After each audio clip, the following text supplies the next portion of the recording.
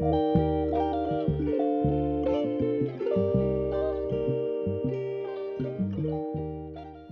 Seattle Seahawks Super Bowl win could mean big money for the franchise. In the short term, ticket sales are expected to increase and ticket prices could go up as well. Merchandise sales will likely go up, jerseys, hats, things like that.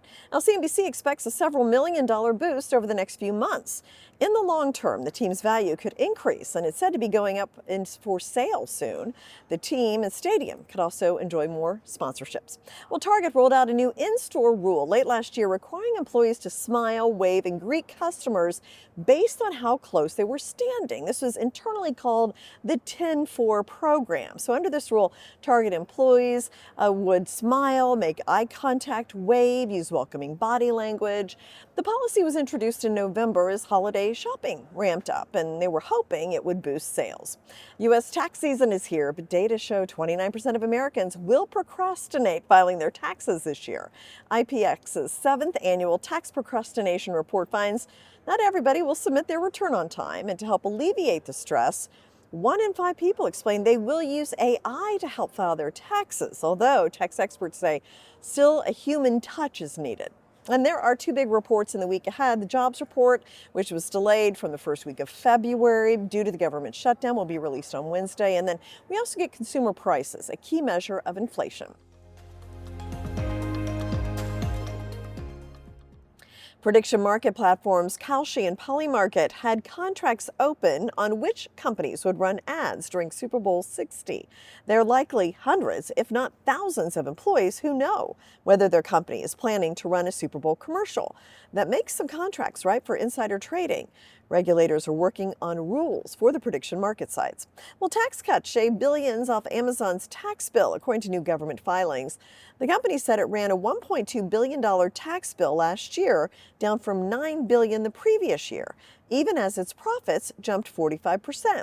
Politico reports it's largely because of the generous new depreciation breaks. Well, Apple is about to kick off a busy 2026 with a slew of product releases over the next several weeks. The new iPhone 17e, which replaces the 16e from a year ago, is due imminently. Updated iPads are also coming soon, including a refreshed entry-level model and iPad Airs. And as the tech industry goes all in on artificial intelligence, you might not be surprised to learn some of the most in-demand U.S. jobs are focusing on AI engineering, consulting, and researching. The search is also on for skilled people who can look beyond the initial adoption of AI and the first wave of integration and product launches. Organizations are increasingly pairing technical AI rules with human-centered governance and operational titles.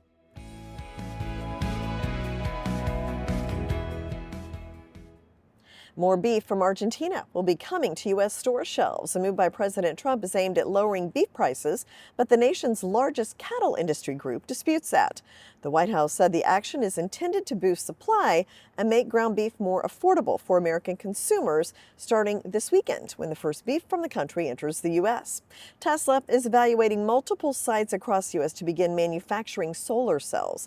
The company is considering expanding its production in New York or building a second facility in New York State, with Arizona and Idaho also under consideration. CEO Elon Musk says Tesla is aiming to produce 100 gigawatts of solar cells a year to power data centers on Earth and in space, which would make Tesla the biggest U.S. solar maker. Well, in a sign of growing stress for U.S. farmers, the Agriculture Department says U.S. net farm income will fall 0.7% this year, despite near-record government payments that are expected to account for nearly 29% of producers' bottom line. Production expenses are expected to be steady, while fuel and pesticide costs are expected to decline. Still, lawmakers warn of economic stress in the farm sector. And a new report indicates that the Trump administration policies led to billions of dollars in canceled investment and tens of thousands of cut clean energy jobs. The report from the energy think tank E2 says for every dollar announced in new clean energy projects, companies canceled, closed, or downsized roughly $3 worth. In total, at least about $35 billion in projects were abandoned last year. From the New York Stock Exchange, I'm Jane King with your Ag and Energy Report. A new study suggests the keto diet may modestly alleviate symptoms for people with treatment-resistant depression. The keto diet is high in healthy fats and low in carbohydrates.